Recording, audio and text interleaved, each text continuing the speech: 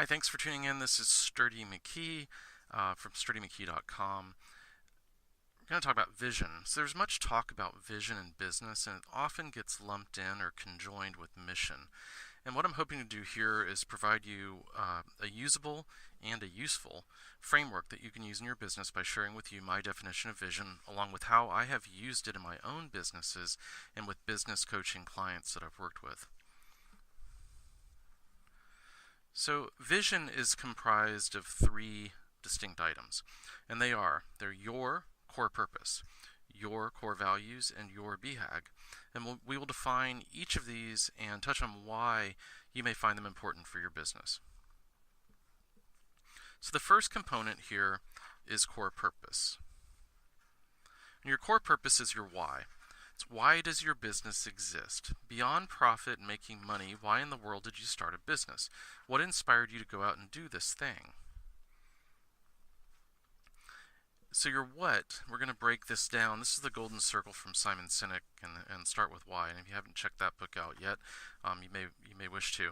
But we're going to go through each of these components. And the what is what you sell and what you do. So this could be a service like physical therapy, or it could be providing workout advice, or providing business insights using data, or maybe you make organic baby food or walk dogs, or provide bookkeeping and accounting support for small businesses. Whatever it is you do, this is usually the thing that we tell people. The problem is most of the time there are others doing the same thing, or at least similar. So we encourage people to bucket us. In other words, to categorize us like something or someone else. And by enabling them to make us like something else in their minds, we undermine our own uniqueness and what makes us special. Okay, if we go in a ring to the how is how you deliver your what. So this is really your operations, the stuff the way you provide your product or create your product or provide your service. So some businesses evolve past the what to the how, and they use this in their marketing and selling, and we used to do this in my physical therapy business. We would emphasize our one-on-one approach, our PTs only, physical therapists only, no aides or assistants or care extenders. And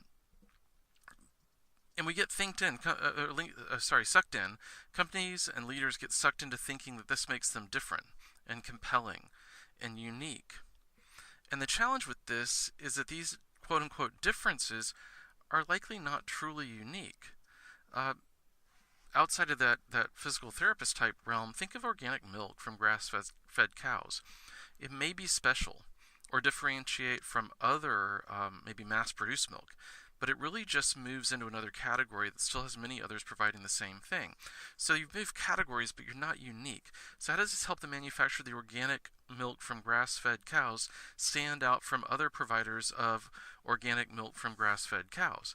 So if someone else offers the same how, by using the same equipment or a similar approach or even an outside standard, then by definition, that is not unique. So what can be unique? We've got your why, your core purpose. So this is the reason your business exists. And again, this goes beyond making a profit or providing for your family or providing return for the investors or shareholders.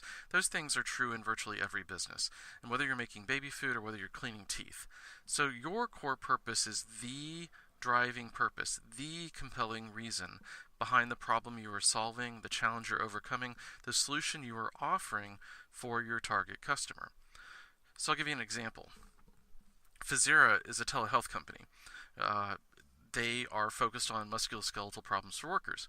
But there are many other telehealth providers out there, and there are many others focusing on musculoskeletal conditions and employers.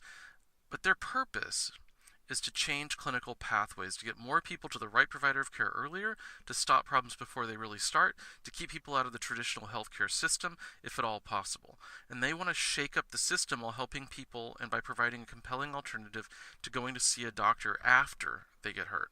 So by doing this, they can save employers tons of money, they can help people avoid injuries and worsening of injuries, and hopefully they can make a profit.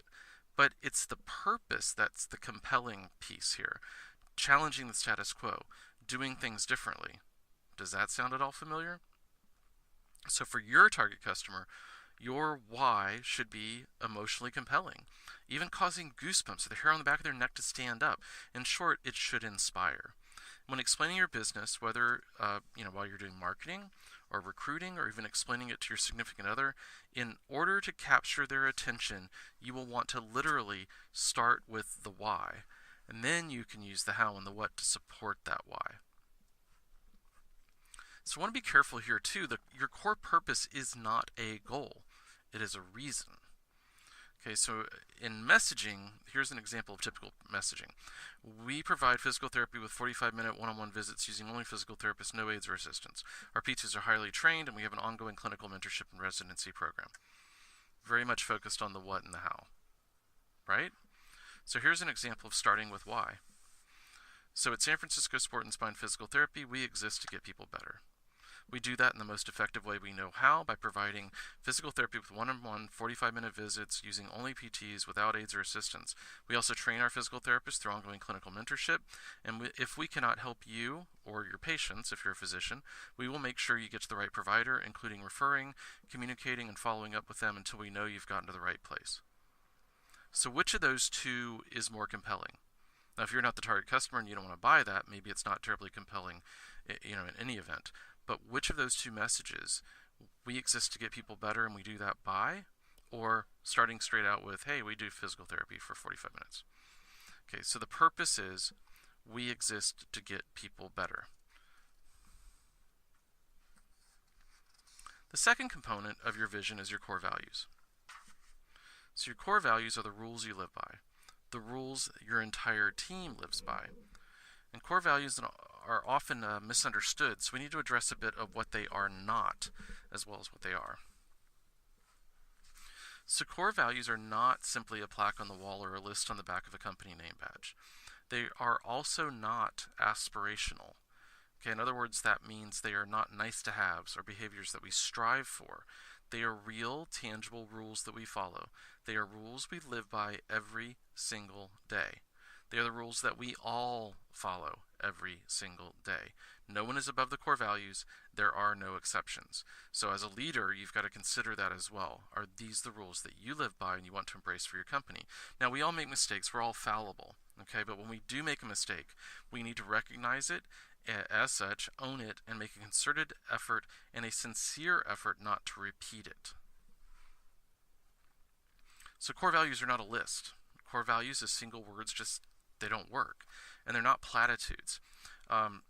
Integrity is a frequently invoked core value. But integrity around what? And what does that even mean? Consistency with your other values? Does it mean telling the truth? Efficiency and effectiveness are both words used in this online version or list of core values. And there's a list out there. You can look that up, and you're picking words from a list to convey what's really important to you and your business and how you behave. And as examples, efficiency and effectiveness are both words used in this online list of core values. And in order for something to be of value, really there have to be multiple options around that. So take the opposite, or take different variants on efficiency. Would inefficiency be a viable alternative to efficiency in your business? Would ineffectiveness be a viable alternative? Or would you use we're mostly effective as a core value, or we're somewhat efficient, or better yet, minimally effective? Are those really values? Are they options for others? So don't all businesses seek to be efficient and effective at what they do? Just don't fall into the trap of using single words that are basics for any business here. Core values are behavioral in nature, and they help you make decisions. This is my friend David Nichols. He's a co-founder at Automation Resources Group. And Automation Resources Group, they make things that make things. And they've spent a lot of time, work, and effort on their core values. This list right here can be found on their website, and it is, I believe, their third iteration of their company core values, as they've sought to more clearly and eloquently define them over the years. And these values really guide their decisions.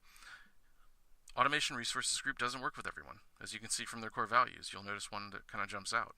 They will forego business to adhere to these values. Their value, engineering your lifestyle, is another great example. It was a significant part of why they relocated to Portland from the Bay Area. The move allowed them more space, reduced overhead, more latitude that they didn't have when they were down here. And they realized that to be true to their values, they need to make a move somewhere. So you can think of your core values as a guide to your daily conduct as well. Okay, and in times of stress and adversity, they can be a touchstone and a reminder about how we do things around here. I challenge you to take a look at your core values and those of other companies with whom you do business and assess whether they are easily understood, possible to follow, and whether they're actually in use by all the members of the team. Your third component of your vision is your BHAG. Now, the BHAG was first defined by Jim Collins and Jerry Porras in their 1994 book, Built to Last, The Successful Habits of Visionary Companies. But you can get Built to Last. It's still a classic. You can also read more about the BHAG on Jim Collins' website. BHAG stands for Big, Hairy, Audacious Goal. And Collins describes it as maybe 20 plus years in the future. Now, I align better with Stephen Lynch's description, and Stephen is the CEO at Results.com, and he's my former business coach. And Stephen uses a window of around 8 to 10 years. And I find that 8 to 10 year window especially interesting, as the classic BHAG example that even Collins uses is the United States moonshot back in the 60s. So your BHAG is where you are going. And even if you don't yet know exactly how to get there, the key is defining it and then beginning to move in that direction. Defining your BHAG is key to knowing the direction you will set off in, and it too will guide your decisions along the way. Your nearer term goals, from 3 months to 1 year to your 3-year goals and all need to align to your BHAG. They need to move you in that direction, move you toward it. So it's going to act very much as your North Star or your compass as far as the direction you're going. So back to that moonshot idea.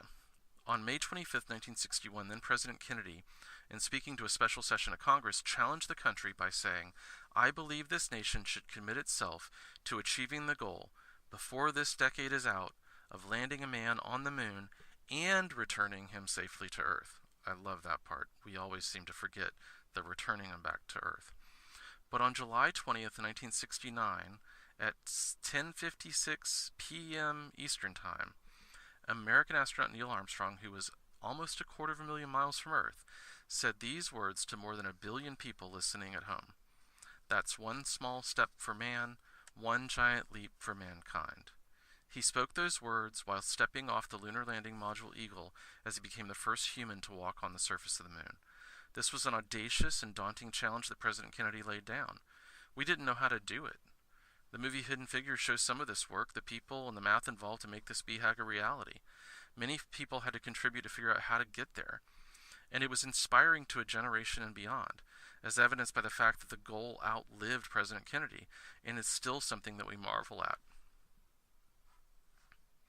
So what will yours be? What is your big, hairy, audacious goal? What might your business achieve in the next 10 years to help you make the world a better place? So your business's vision is comprised of 3 items. Again, they are your core purpose, your core values, and your BHAG. Your vision can guide you and your team. It can guide your decisions and direction while providing a destination, a reason, and the rules you will all follow all along the way. And your team and your future employees, your customers, and your strategic partners, once you've really gotten your vision dialed in, will be inspired to join forces and work with you in pursuit of your vision.